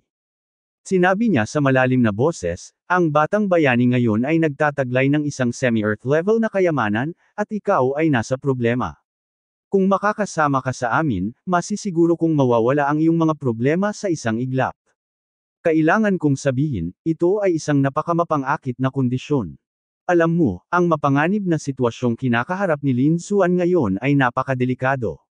Kung hindi siya mag-iingat, mahuhulog siya at mamamatay. Ngunit ngayon, nagtakda ang binata ng mga kondisyon para protektahan ang kaligtasan ng kabilang partido, na masasabing tumama sa vital point ni Lin Xuan. Kung may iba man, natatakot akong pumayag na siya ngayon, ngunit nanatiling hindi natinag si Lin Xuan. Siya ay may sariling plano at mayroon na siyang sariling kapangyarihan at hindi sasali sa ibang puwersa. Sa makatuwid, nang marinig niya ang mapang-akit na mga kondisyon, hindi siya nagpakita ng ekspresyon. Katulad ng dati ang sagot ko, pag-isipan ko. Kung may ideya ako, pupuntahan kita. Walang anumang ripple ang boses ni Lin Xuan. Oh, kung gayon Xiao Xiaolin, dapat mong pag-isipan ito ng mabilis. Kung tutuusin, napakadelikado na magdala ng isang semi-earth level na kayamanan. Kami sa Wansiyang auction ay ayaw na makakita ng isang henyong tulad ni Xiao Xiaolin na mahulog. Nang 2 beses tumanggi si Lin Xuan, ang binata ay mayroon ding malungkot na mga mata at malamig na boses. Sinabi niya ang isang bagay na masama, pagkatapos ay iwinagayway ang kanyang manggas at nawala sa looban sa isang iglap. Naroon pa rin ang liwanag ng buwan, umiihip ang simoy ng hangin, at tanging ingay ng mga kaluskos na dahon ang patuloy na umaalingaw-ngaw. Si Lin Xuan, sa kabilang banda, ay pumikit ng mahigpit at muling pumasok sa cultivation state. Sa pagbabalik tanaw sa tahimik na patio na ito, ang Wenfeng City ay hindi na masyadong tahimik. Ang kapaligiran sa buong lungsod ay tense at ang mga undercurrent ay umaagos. Hindi mabilang na makapangyarihang tao at puwersa ng pamilya ang lihim na nag-imbestiga at mabilis na naghanap ng impormasyon tungkol kay Lin Xuan. Kasabay nito, maraming pamilya ang nagsanib puwersa upang pansamantalang isara ang buong lungsod ng Wenfeng at nagplanong magsagawa ng sapilitang paghahanap. Walang paraan, sobrang dakila ang tukso ng isang semi-earth level treasure. Siguradong bihira ang ganyang bagay. Kung makukuha mo ito, tiyak na pataasin ang lakas ng isang tao. Ang pagdodouble nito ng ilang beses ay hindi panaginip. Ang mga lokal na pamilya tulad ng pamilyang Huang at ang pamilyang Leng ay may pinakamalaking kalamangan. Nagpakilos sila ng malaking bilang ng mga tauhan upang hanapin ang buong lungsod ng Wenfeng. Pinakilos din ng iba pang malalakas na lalaki ang mga tao mula sa buong Blood Territory at mabilis na bumuhos sa Wenfeng City, dahil alam nilang lahat na hindi umalis si Lin Xuan at nasa Wenfeng City pa rin. Kasabay nito, pagkatapos malaman ng pamilya yan na ang kanilang disipulo ay pinatay sa Wenfeng Cheng, sila ay nalantad at mabilis na nagpadala ng isang koponan, na nangakong hulihin ang mamamatay tao. Siyempre, kasama rin sa target nila ang Lone Star Sword. Hindi mabilang na undercurrents ang umagos, at ang buong Wenfeng City ay naging isang nakakatakot at mapanganib na lugar. Kasabay nito, isang bagay na nakakagulat na naman ang nangyari sa Wenfeng City. Isang matangkad na lalaki, na may gintong liwanag na nagniningning sa buong katawan, nakatayo sa kawalan na parang isang gintong higanti. Ang kanyang mga mata ay malamig, at ang kanyang malamig na boses ay gamulong na parang kulog. Sino si Lin Zuan? Lumabas ka at mamatay. Paano darating ang isang hindi kilalang batang lalaki at kumuha ng walang katulad na kayamanan tulad ng Lone Star Sword? Huwag mong isipin na malaking bagay ang pagpatay sa isang disipulo ng pamilya yan, ngunit sa aking palagay, hindi ka pa rin kwalipikadong kunin ang Lone Star Sword. Ang boses na ito ay napaka-arrogant, parang kulog, umaalingaw-ngaw sa kalangitan, ganap na hindi pinapansin si Lin Zuan. Lin Zuan, ibigay mo ang Lone Star Sword at ililigtas ko ang iyong buhay. Sa kalangitan, isang gintong figure ang umungal, at ang nakakatakot na tunog ay parang kulog, na kumakalat sa lahat ng direksyon. Nagulat ang lahat, at lahat sila ay nagtaas ng ulo at tumingin sa langit. Sino ang taong ito? Napakayabang niya. Hindi ba niya alam kung gaano kalakas si Lin Zuan? Siya ang makapangyarihang nilalang na pumatay sa henyo ng pamilya yan. Siya pala, ang Golden Sword na si Huang Jinsheng, bulalas ng isang tao. Anong gintong espada? Nang marinig ito, maraming tao ang napabuntong hininga. Hindi katakatakang napakayabang niya at naglakas loob na tawagan si Lin Zuan ng direkta. Si Huang Jinsheng pala. Sino si Huang Jinsheng? May nalilitong tanong. Siyempre siya ay makapangyarihan. Ang kalaban ay isang pangalawang antas na kagalang-galang, at siya ay sinasabing walang kalaban sa ikalawang antas na kagalang-galang na kaharian. Siya ay lubhang makapangyarihan. Sinasabi na kahit ang mga ordinaryong third-level venerables ay maaaring hindi niya kalaban. Anong napakalakas? Pagkarinig nito, biglang nanginig ang puso ng mga taong iyon. Ang pangalawang antas na kagalang-galang ay hindi magagapi at maaaring makipagkumpetensya sa ikatlong antas na kagalang-galang. Ang bawat balita ay sapat na upang ipakita kung gaano kalakas ang figure sa kawalan. Ito ay talagang isang napakalakas na kalaban. Higit pa riyan, sinasabing ang naintindihan niya ay ang Metallic Sword Soul, na may napakalakas na kapangyarihan sa pag-atake at walang kapantay na lakas ng pakikipaglaban. May nakapagsabi na naman ng nakakagulat na balita. Mukhang nasa panganib si Lin Zuan sa pagkakataong ito. Bumantong hininga ang isang tao. Oo, si Huang Jinsheng ay masyadong makapangyarihan. Ang tatlong mandirigma ng pamilyang yan noon ay mas malakas. Wala sila sa parehong antas. Tiyak na hindi lalabas si Lin Zuan. Kung tutuusin, nakuha niya ang Lone Star Sword at maaaring tumakas sa malayo. Sinong hanggal na magpakita sa sandaling ito? Bagaman makapangyarihan si Huang Jinsheng, siya ay magiging walang magawa kung hindi lalabas si Lin Zuan. Tiyan-tiyan, alam din ni Huang Jinsheng ang katotohanan ito. Ngumuso siya at mapang-asar na sinabi. Hindi ko inaasahan na ang Mar-Angel na Lone Star Sword, isang semi-terrestrial treasure, ay mahuhulog sa kamay ng isang paliit na pagong. Nakakalungkot talaga. Ang boses na ito ay labis na mayabang, at si Lin Zuan ay ganap na hindi pinansin. Ang mga tao sa paligid niya ay nagbubuntong hininga. Bagamat ang mga salita ng kabilang partido ay mabangis at gusto niyang gumamit ng provocation para pukawin si Lin Zuan, sa sandaling ito, hanggat kaya niyang protektahan ang Lone Star Sword, hindi mahalaga kung siya ay insulto. Ito ang iniisip ng karamihan, ngunit hindi ito ideya ni Lin Zuan. Tumingin siya sa langit, puno ng pagpatay ang kanyang mga mata. Sa buhay ni Lin Zuan, malakas man o hindi ang kanyang kalaban, hindi siya naging mahina. Walang masasabi sa ganitong uri ng pang-iinsulto, sa pamamagitan lamang ng pagpatay sa kalaban sa labanan maitutuwid ang pangalan. Higit pa rito, bilang isang mandirigma, hindi kailangang matakot sa isang labanan. Sa susunod na sandali, dinala ni Lin Zuan ang Lone Star Sword sa kanyang likod, umindayog, at agad na sumugod sa kalangitan. Buzz! Nag-iba ang kawalan at nagpakita siya sa langit. Ang hitsura ni Lin Zuan ay agad na nagdulot ng matinding sensasyon. Hindi mabilang na mga tao ang tumangala sa langit at nagulat. Hindi nila akalain na si Lin Zuan ay talagang lumabas. May tiwala kaya siya na kaya niyang talunin ang Golden Sword. Ikaw si Lin Zuan. Sa sandaling ito, tiningnan din ni Tian Huang Jinsheng ang figurang iyon. Hindi mo pa nga ako nakikilala, at sumisigaw ka na patayin ako. Hindi mo ba iniisip na ito ay masyadong mayabang? Ang mga mata ni Lin Zuan ay madilim at ang kanyang boses ay malamig. Ang Lone Star Sword ay ikaw nga at ikaw si Lin Zuan. Hindi pinansin ni Huang Jinsheng ang malamig na tingin ni Lin Zuan, Sa halip ay tinitigan niya ang sinaunang espada sa likod niya. Tumawa siya ng malakas at sinabing, "Anak, hindi mo talaga maalis ang galit mo. I only managed to guide you out with a mere provocation. Sige, ako na mismo ang bahala sa iyo. Hindi ka karapat-dapat sa Lone Star Sword." Natawa din si Lin Zuan nang marinig niya ang mayayabang na salita ni Huang Jinsheng. Sa madaling salita, walang sama ng loob sa pagitan mo at sa akin. Gusto mo akong patayin ng buo dahil gusto mong agawin ang Lone Star Sword.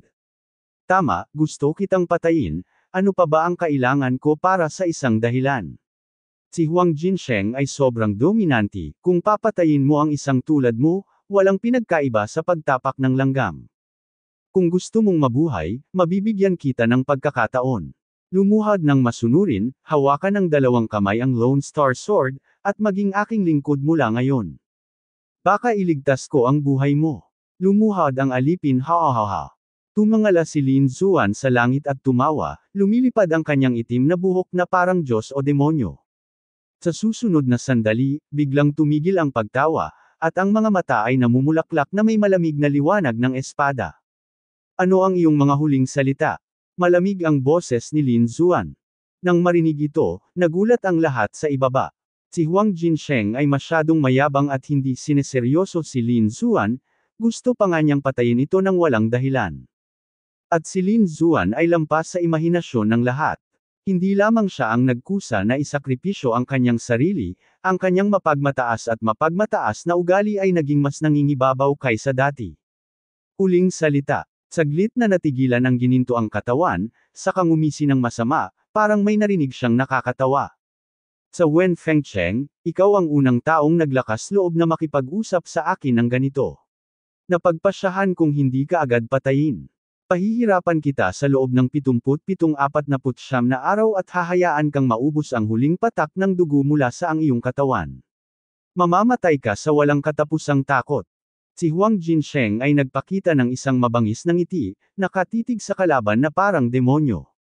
Sa susunod na sandali, ang kanyang katawan ay napuno ng gininto ang liwanag, at ang hindi mabilang na mga sinag ng liwanag ay naging mga gintong ahas, mabilis na tumakbo pasulong. Ang gininto ang liwanag na iyon ay naglabas ng malakas na hangarin na pumatay, na parabang ito ay maaaring tumagos sa lahat.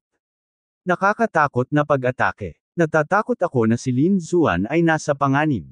How dare you anger Huang Jinsheng? May bam-antong hininga.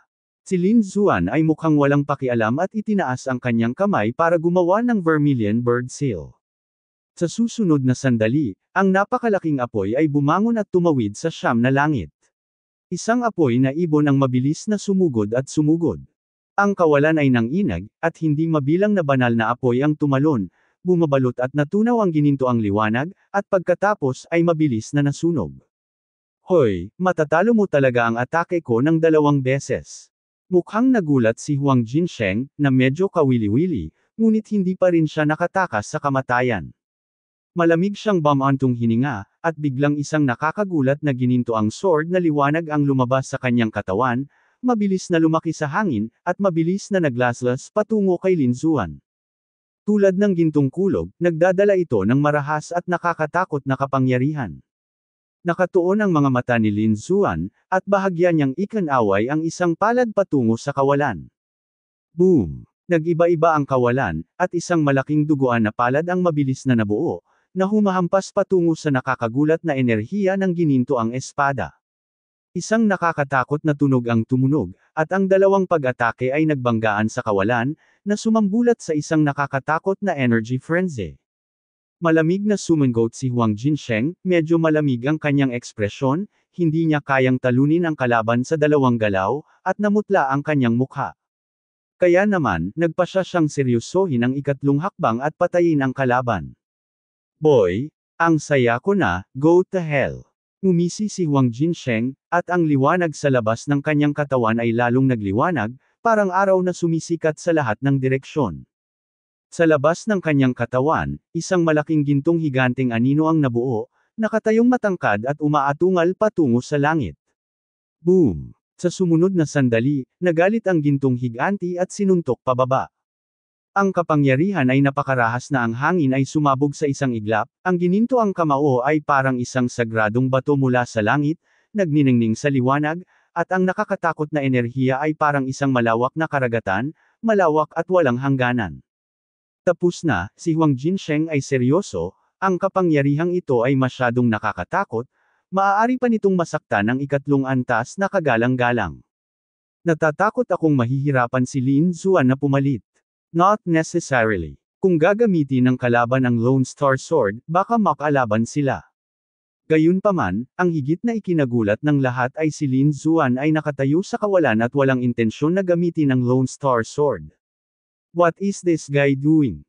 Gusto ba niyang pigilan ang galaw na ito gamit ang kanyang mga kamay? Who knows? Baka sa nakakabigla na momentum na ito, hindi na siya magkakaroon ng pagkakataong bumunot ng kanyang espada. May nanunuya. Natural na nakita din ni Huang Jinsheng ang eksenang ito. Ngumiti siya ng nakakainsulto at sinabing, hindi ko alam kung tanga ka o sobrang kumpiyansa sa hindi paggamit ng Lone Star Sword. Kung ganoon ang kaso, pagkatapos ay pumunta sa impyerno. Sa dulo, ang ginintoang kamao ay lalong kuminang, parang araw na bumagsak sa lupa mula sa kawalan. Tumingin si Huang Jinsheng kay Lin Zuan na may panghahamak sa kanyang mga mata. Kung ang kalaban ay gumagamit ng Lone Star Sword, posibleng makipagkompetensya sa kanya, ngunit ngayon ay tila bobo ang kalaban at hindi man lang gumagamit ng Lone Star Sword. Hindi niya mapuko ang anumang interes sa gayong kalaban. Gayunpaman, bahagyang umiling si Lin Zuan, hindi ko kailangan ng Lone Star Sword para patayin ka.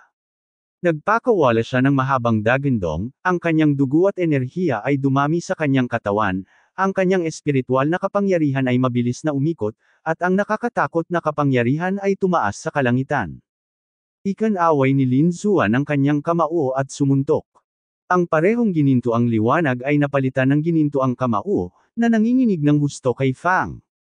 Gayunpaman, hindi tulad ng kanyang kalaban, ang kanyang kamao ay gawa sa gintong kulog at kidlat, na kasing lakas ng araw at puno ng marahas na kapangyarihan. Bakit niya gustong makipag-away gamit ang kanyang mga kamay at makipag-away gamit ang mga kamao? Baliw ba ang lalaking ito? Sa tingin ba niya ay kayang makipagkumpetensya ang kanyang pisikal na katawan sa higanteng anino na iyon? Ulalas ng lahat na hindi makapaniwala.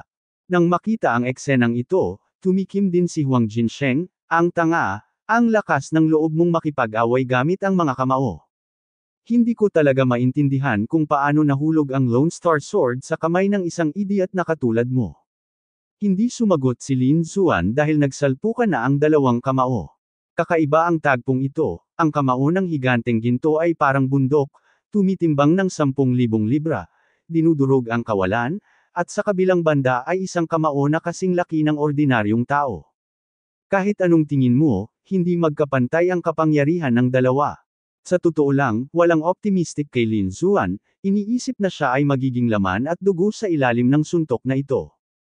Gayunpaman, sa susunod na sandali, ang dalawang kamao ay nagbanggaan, na gumawa ng isang nakakatakot na tunog. Ang matinding liwanag ay kumislap at tumawid sa lahat ng direksyon, na nagdulot ng nakakatakot na pagbagsak sa buong kalawakan. Dumagundong. Isang malakas na dumadagandong na ingay ang tumunog sa kawalan, at ang kalangitan ay napuno ng marahas na liwanag. Lahat ay tumingin sa langit, tulala at nanlamig sa lugar. Dahil, sa nakakagulat na banggaan na ito, nagsimulang gumuho ang anino ng napakalaking gintong higanti. Una, ang malabundok na kamao ay nabasag sa isang putok at naging hindi mabilang na mga sinag ng liwanag, na nakakalat sa kawalan. Pagkatapos, ang buong braso ay nagsimulang mabulok, at sa wakas, ang multo ng gintong higanti ay tumingala sa langit at umungol, nagpakawala ng masakit na dagandong.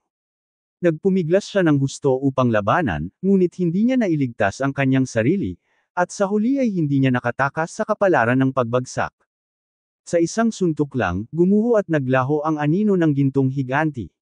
Sa kawalan, ang gininto ang liwanag ay parang isang ilaw ng kuryente, na patuloy na umaatres, at isang daloy ng matangkad na pulang dugo ang umapaw mula sa sulok ng kanyang bibig. Si Lin Zuan, sa kabilang banda, ay nakatayo sa kawalan na parang isang hari. Patayin si Lin Zuan at nakawin ang Lone Star Sword. Ngumisi si Lin Zuan. Sa kanyang opinyon, ang kabilang partido ay isa lamang clown at hindi dapat banggitin. Lalong nagulat ang mga tao sa ibaba. Hindi mabilang ang mga puso ng mga tao na tumibok ng malakas at hindi sila makapaniwala. Napakalakas ni Lin Zuan kaya nagawa niyang saktan si Huang Jinsheng ng isang suntok. Hindi nakakagulat na naglakas loob siyang lumabas. Lumalabas na may lakas siya para makipagkumpetensya kay Huang Jinsheng. Tumalon ang mga talukap ng mata ng lahat, at natuklasan nila na ang dahilan kung bakit lumabas si Lin Zuan ay hindi dahil sa tinatawag na stimulation, at hindi rin siya naghahanap ng kamatayan sa pagkataranta, ngunit dahil mayroon siyang lakas upang makipagkumpetensya sa kalaban. Kahit kayang supilan ang kalaban. Napakabuti, nagtagumpay ka sa pangangati sa akin, si Huang Jinsheng, na ang mukha ay napakalungkot. Susunod, hahayaan kitang mamatay ng walang libingan. Tumigil ka na sa pagsasalita ng walang kaparirikan, ang iyong kapalaran ay natukoy na mula sa sandaling magkaroon ka ng ideya ng Lone Star Sword. Malamig ang boses ni Lin Zuan. Boy, napakayabang mo. Inaamin kong may lakas ka, pero sa harap ng martial spirit ko, wala kang chance na manalo. Ang aking martial spirit ay isang gold-type martial spirit. Ang lakas ng pag-atake nito ay napakalakas. Maaari pa itong pumatay ng isang kagalang-galang na tao sa ikatlong antas.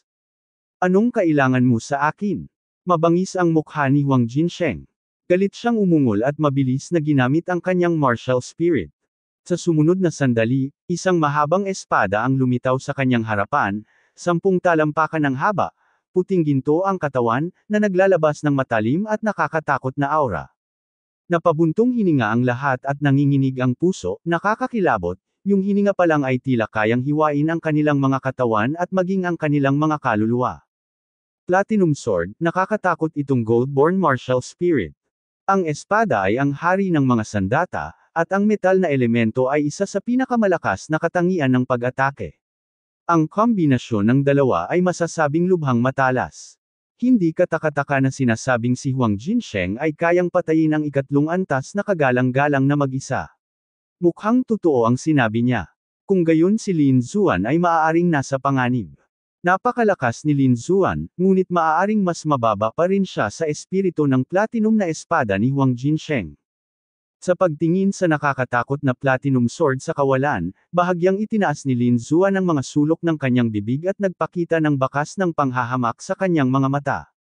Atak, inisya niya sa kanyang puso, anong klaseng martial spirit ang maaari niyang makuha para makuha ang Dragon Sword Spirit. Sa mga tuntunin ng lakas ng pag-atake, ang The Long Sword Soul ay nangunguna sa ranggo, at walang sinuman ang nangangahas na pumangalawa. Nang makita ni Lin Zuan ang mapagmataas at mapagmataas na mukha ng kabilang partido, mahinang sinabi ni Lin Zuan, okay lang ako. Ano ang magiging hitsura mo kapag nabali ang pinagmamalaki mong platinum sword? Stop talking nonsense, there is no way you can take on my martial spirit. Si Huang Jinsheng ay may lubos na tiwala sa sarili. Malaki ang nagawa ng kanyang martial spirit para sa kanya at siya ay lubos na makapangyarihan. Hindi siya naniniwala na makakayanan ni Lin Zuan ang pag-atake ng kanyang martial spirit. Sa ibaba, nagulat ang lahat nang marinig nila ang mga salita ni Lin Zuan. Nabali ang Platinum Long Sword. Paano ito maituturing na gumagamit ng Lone Star Sword? Natatakot akong hindi ito magawa. Pagyayabang, dapat pinagyayabang kung paano niya matatalo ang gintong martial spirit ng kalaban. Lahat ay umiling, hindi makapaniwala. Gayunpaman, sa susunod na sandali, sila ay natigilan. Dahil sa kamay ni Lin Zuan, lumitaw ang isang dagwang mahabang espada, naglalabas ng nakakatakot na espiritual na kapangyarihan, at isang mapanirang aura ang kumalat sa lahat ng direksyon. Ang nakakatakot na aura na iyon ay mas nakakatakot kaysa sa Platinum Sword Spirit ni Huang Jinsheng. Ang espadang ito ay naglalaman ng pamana ng Blood-Killing Sword at ang kapangyarihan ng Great Dragon Sword Soul. Ito ay masasabing napakalakas. Nakakatakot naman itong dalawang ito. Nanginginig ang mga puso ng mga taong nasa ibaba. Ang lakas ng dalawang taong ito ay maaaring nalampasan ng mga ordinaryong kagalang-galang sa ikalawang antas. Anak, mamatay ka na. Naramdaman ni Huang Jinsheng ang nakakatakot na aura na nagmumula sa dugong espada ng kalaban, at biglang nagbago ang kanyang ekspresyon. Nagulat siya, hindi na nagdalawang isip, at mabilis na kumilos. Sa kalangitan, ang Platinum Sword na martial spirit ay kumaway, at ang mga ulap at ambon sa buong kalangitan ay gumuho, na parang nilikha ang mundo, at ang eksena ay lubhang nakakatakot. Ikan-away din ni Lin Zuan ang dagwang mahabang espada at naglaslas sa isang hampas. Ang lupa ay nanginag, ang dagat ng dugo ay lumundag, at ang buong Wenfeng City ay tila nanginginig. Ang nakakagulat na banggaan ay halos naging sanhi ng paglipad ng buong lungsod, at ang marahas na enerhiya ng espada ay konektado sa langit at lupa sa lahat ng direksyon. Pagkaraan ng mahabang panahon, bumalik sa kapayapaan ang mundo. Nagulat ang lahat at napatingala. Sa kalangitan, ang buhok ni Wang Jinsheng ay magulo at ang kanyang katawan ay nababalot ng dugo. Sa kanyang harapan, ang espiritu ng Platinum Sword ay malabo at pumutok pa. Bakit nabigo ang gininto ang buhay? Pulalas ng lahat at hindi makapaniwala. Talaga bang napakalakas ni Lin Zuan na kahit ang makapangyarihang si Wang Jinsheng ay hindi makakapantay sa kanya? Imposible, imposible ito. Paano mo masisira ang Platinum Sword Spirit ko? Si Wang Jinsheng ay sumigaw ng baliw, ang kanyang mukha ay puno ng hindi makapaniwala. Noong nakaraan, basta ipinadala niya ang kanyang martial spirit, kaya niyang pumatay kahit gaano pa kalakas ang kalaban, ngunit sa pagkakataong ito, nabigo ang pag-atake ng martial spirit na ipinagmamalaki niya at halos masira pa ng kalaban. Ito ay naging dahilan upang hindi niya ito matanggap kahit sandali. Si Wang Jinsheng ay puno ng mga sugat at ang kanyang mukha ay puno ng hindi paniniwala. Sa kabilang banda, hakbang-hakbang na lumapit si Lin Zuan na may pamatay na espada sa kanyang kamay. Magaling ako noon. Ano ang ekspresyon mo pagkatapos ng pagkatalo, ngunit ngayon ay mukhang pangit na talaga. Galit na nanginginig si Huang Jin, ngunit wala na siyang magagawa. Nailabas na niya ang pinakamalakas na martial spirit, ngunit hindi niya magawa. Hindi man lang nasaktan ang kalaban. Ito ay nagpapakita na ang lakas ng kalaban ay lubos na nakahihigit sa kanya, mukhang mali ang kalkulasyon niya sa pagkakataong ito. Inaamin ko na malakas ka. Kasalanan ko to dati. Ayoko na ng Lone Star Sword. Nang marinig ito, nagulat ang lahat sa ibaba. Ang mayabang na si Wang Jinsheng ay talagang ibinaba ang kanyang ulo at napakakumbaba. Ito pa rin ba ang gintong estudyante na pumatay sa lahat pagkatapos ng hindi pagkakasundo? Mukhang malakas talaga si Lin Zuan, kahit ang demonyong iyon ay kayang isuko. Hindi, ngumiti si Lin Zuan, sa palagay mo para saan ito, naglalaro ng bahay, sinasabing hindi, hindi, hindi. Ngumisi siya at umiling, gusto mo akong bugbugin, gusto mo akong patayin, gusto mo man o hindi, naisip mo na ba ang nararamdaman ko? Wala akong sama ng loob sa iyo. Hindi man lang tayo magkakilala. Pero pagpasok mo pa lang sa Wenfeng City, siniraan mo na ako sa harap ng lahat. Naisip mo na ba ang aking dignidad? Nung nagpakita ako, gusto mo akong patayin ng walang sabi-sabi at gusto mong agawin ng Dugu Star Sword. Naiintindihan mo ba ang nararamdaman ko? Kung hindi lang ako naging mas malakas sa iyo, pinatay mo na sana ako ngayon. Ngayong hindi mo na ako matatalo, humindi ka na lang at gusto mong makatakas ng hindi nasaktan. Wala sa mundo ang napakasimple. Ngumisi si Lin Zuan at tumingin sa isa't isa na parang tulala. Kung gayon, ano ang gusto mo? Tinakpan ni Huang Huangsheng ang kanyang dibdib at nagngangalit na mga ngipin. Sinabi ko na mula sa sandaling magkaroon ka ng ideya ng Lone Star Sword, ang iyong kapalaran ay tiyak na mapapahamak. Isa lang ang kapalaran mo, at iyon ay kamatayan. Nang marinig ito, natigilan si Wang Jinsheng, at isang bakas ng panunuya ang lumitaw sa kanyang mga mata, ako ay mula sa Golden Palace, nang ahas ka bang hawakan ako. Ang dahilan kung bakit siya ay mayabang at hindi sineseryoso ang sinuman ay bukod pa sa kanyang malakas na lakas, miyembro din siya ng Golden Palace. Ang Golden Palace, isang nakakatakot na puwersa, ay sikat din sa Blood Realm. Sinasabing kinokontrol ng kanyang kataas-taasang gininto ang guro ang 18 malalaking lungsod, at ang bawat Panginoon ng lungsod ay nagtataglay ng lakas ng kagalang-galang na ikatlong langit. Sa katunayan, walang sino man ang nangangahas na saktan ang gayong kakilakilabot na lakas. Gayunpaman, hindi natin nagsilin Zuan, wala pa akong narinig tungkol sa Golden Palace, kahit alam ko ito, ano. Natapos ko na ang mga huling salita ko, saka maghanda para mamatay. Dahan-dahan niyang itinaas ang kanyang braso. Sa sandaling ito, sa wakas ay nagpakita si Huang Jinsheng ng nakakatakot na ekspresyon.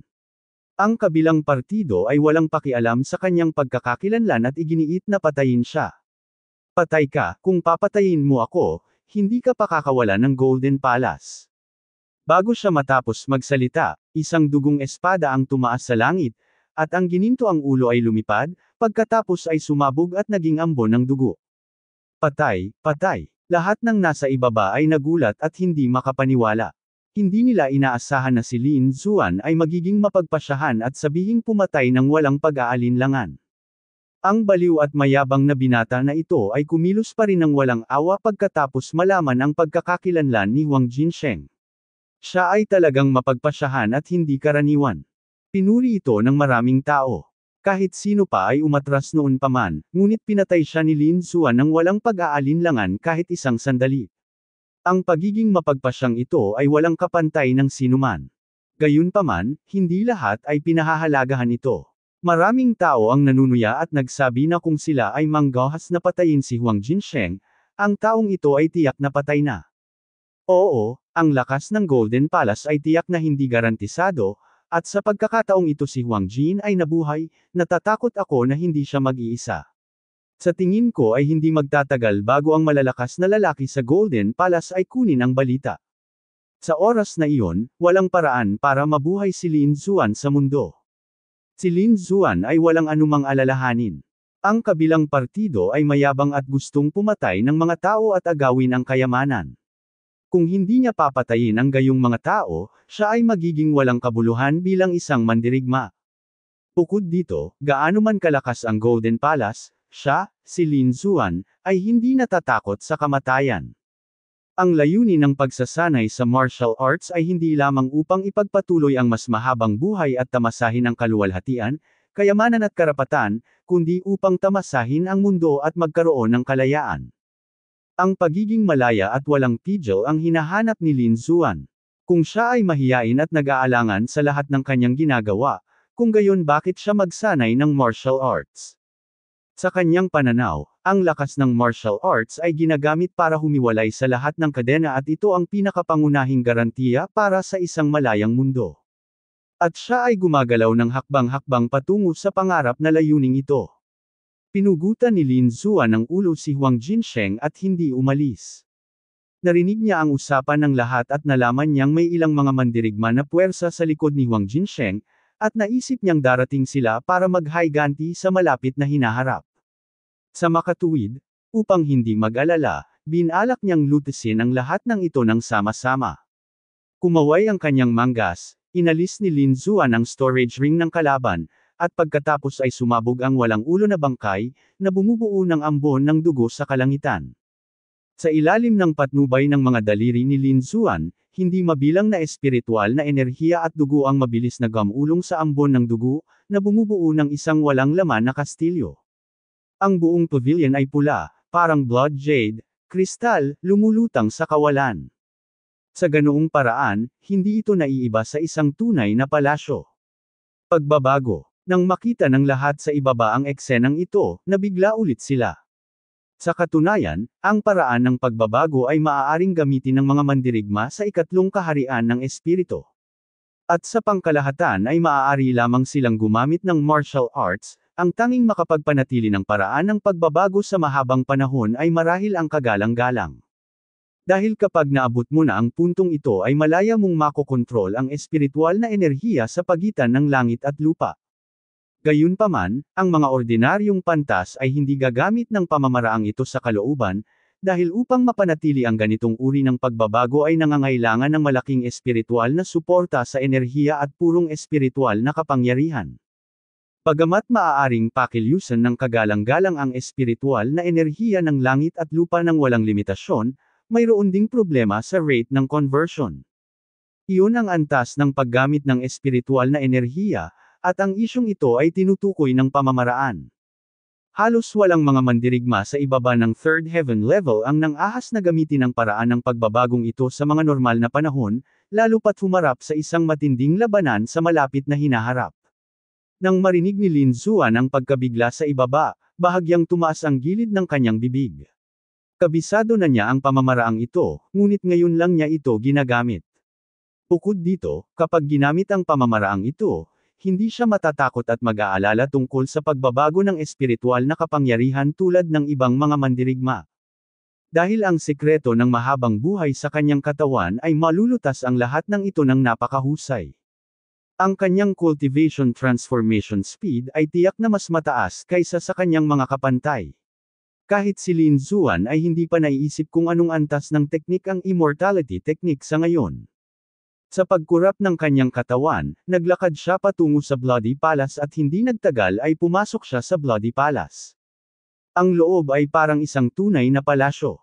Si Lin Xuan ay umupo ng dahan-dahan, kumuha ng isang baso ng espiritual na alak mula sa storage ring, at tinikman ito ng dahan-dahan. Pagkatapos, ginalugad niya ang storage ring ni Huang Jinsheng at inayos ang pagnakawan. Itong si Lin Xuan, ano ang ginawa niya para patayin si Huang Jinsheng at hindi pa rin umalis? Hindi ba siya natatakot sa kamatayan? Pagtingin sa kanya, gusto ba niyang maghintay na dumating ang ibang tao mula sa Golden Palace? Nagulat ang ilang tao. Sa ibaba, walang umalis, lahat ay tahimik na nakatutok. Gusto nilang malaman kung paano haharapin ni Lin Xuan ang galit ng Golden Palace sa susunod. Hindi nagtagal, ang kawalan ay nanginig, at ang mahabang dagandong ay gamulong na parang mga alon sa karagatan. Kasama nito, naroon ang napakatinding aura ng takot. Ang kawalan ay nagbabago, at ang espiritual na enerhiya ay dumadaloy tulad ng mga alon sa karagatan. Ano yan? Hindi mabilang na mga tao ang nagulat at tumangala sa langit. Sa oras na ito, sa kalangitan, ang hindi mabilang na mga itim na anino ay mabilis na gumagalaw sa kalangitan, tulad ng mga multo, nagsasama-sama, tulad ng madilim na ulap, mabilis na lumulutang. Halimaw, ulalas ng ilang tao dahil natuklasan nila na ang mga itim na figure ay malalaking agila na may kuko sa bakal. Sa tabi ng Iron-clawed Eagle, mayroong hindi mabilang na mga figure na nakatayo, bawat isa ay may malakas na aura na nakamamatay. Sa isang iglap, ang kalangitan ay puno ng mga agila na may kuko na bakal na lumilipad patungo sa paligid ng Blood Palace. Sa harap ay isang goshawk na 12-dosenang talampakan ng haba, ang mga balahibo nito ay parang bakal, na kumikinang na may metal na ilaw. Sa likod ng halimaw ay isang kalbong mandirigma na may mabangis na mga mata at malakas na aura. Mabilis niyang pinakiramdaman ang paligid, at pagkatapos ay naging napakapangit ng kanyang mukha. Kung sino man ang maglakas loob na pumatay sa aking mga alagad mula sa Golden Palace, lumabas ka at mamatay. Ang tunog ay malakas, tulad ng isang mabangis na hayop na umuungal, at malinaw na kumalat sa lahat ng direksyon. Golden Palace, nandito ang mga tao mula sa Golden Palace. Laking gulat ng hindi mabilang na tao. Hindi nila inaasahan na ganoon kabilis ang pagdating ng kabilang partido dito. Natahimik ang kawalan, at walang sumagot sa tanong ng kalbo. Kung maglakas loob kang patayin ang mga disipulo ng aking Golden Palace, hindi ka makakatakas sa kamatayan kahit tumakbo ka pa hanggang sa dulo ng mundo. Mabangis na tumawa ang kalbo, iniunat ang kanyang braso pababa, ang gintong liwanag ay kumislap, na bumubuo ng isang dragon, at mabilis na sumugod pababa. Kamay ng dragon. Sa susunod na sandali, isang mandirigma ang napapaligiran ng mga gintong dragon, patungo sa langit. Sabihin mo sa akin, sino ang pumatay sa aking alagad ng Golden Palace? Mabangis ang itsura ng kalbong lalaki at tinitigan ng husto ang inosenteng mandirigma. Ang mandirigma ay isang ordinaryong manunood lamang, at ang kanyang paglilinang ay hindi pa umabot sa kaharian ng kagalang-galang. Gayunpaman, sa mga mata ng kalbong lalaki, ang sitwasyong ito ay naging paghamak sa Golden Palace at mga kriminal na kumukupkop. Kung hindi mo sinabi, mamamatay ka lang. Mabangis na tumawa ang kalbo at ginamit ng husto ang kanyang mga palad, umuungal ang gintong dragon at pinunit ang inosenteng mandirigma. Lumutang ang ambon ng dugo, at ang masangsang na amoy ng dugo ay napuno kung saan-saan. Nang makita ang eksenang ito, ang mga mandirigma sa ibaba ay biglang naging manhid at hindi na nang ahas na manatili pa, at sunod-sunod na tumakas patungo sa malayo. Ang mga taong ito sa Devil's Golden Palace ay mga demonyo. Hindi na nila kailangan ng anumang dahilan para pumatay. Hanggat masama ang loob nila, maaari silang pumatay ng kusa. Wala nang maglalakas loob na manatili dito, dahil kung hindi sila mag-iingat, maaari silang mamatay. Gayunpaman, determinado ang kalbo na alamin ang mamamatay tao, kaya bakit niya pinakawalan ang mga taong ito? Ang gintong dragon sa kanyang kamay ay umungal muli at lumundag, na nagdala ng dalawang mandirigma sa kanya sa isang iglap. Bigyan mo ako ng pagkakataon na sabihin sa akin kung sino ang mamamatay tao.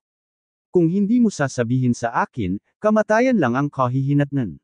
Ang isa sa kanila ay nabigla sa nakamamatay na aura at hindi makapagsalita, habang ang isa ay sumigaw ng baliw, sabi ko. Ang pumatay ay si Lin Zuan, sa madugong palasyo. Tapos na ako, pwede mo na akong bitawan. Napabuntong hininga ang mandirigma. Lin Zuan. Ibinaling ng kalbo ang kanyang mga mata at nakita niya ang madugong palasyo sa di kalayuan, at biglang lumitaw ang kanyang mabangis na mukha. Kung pakakawalan kita, paano mo talaga makikitang pinapatay ang mga disipulo ko mula sa Golden Palace? Damn it! Walang maintindihan ng kalbong lalaki at ginamit ang kanyang mga palad para durugan ang dalawang mandirigma. Duguan at mayabang, ang mga taong ito ay walang katuturan at may mga mata lamang para sa pagpatay. Lin Zuan, tama ba?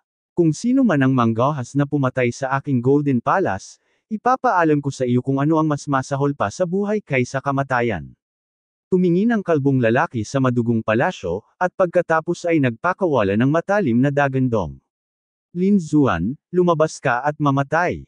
Ang nakakatakot na tunog na ito ay naging isang malaking pag-atake at mabilis na sumugod.